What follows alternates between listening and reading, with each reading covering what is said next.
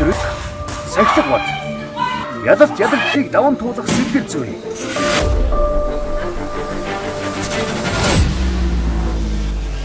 Эрх зориг, оюун ухаан, бие-биедрийн цогц илэрхийлэл.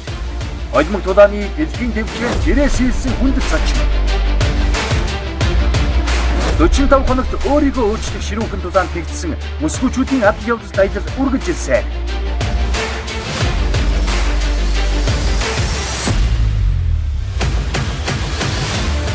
Бид өөрийнхөө шин төр төрхийг бүтээхийн тулд шантралгүй урагшилж, зорилгынхоо төлөө тасралтгүй хичээсэн.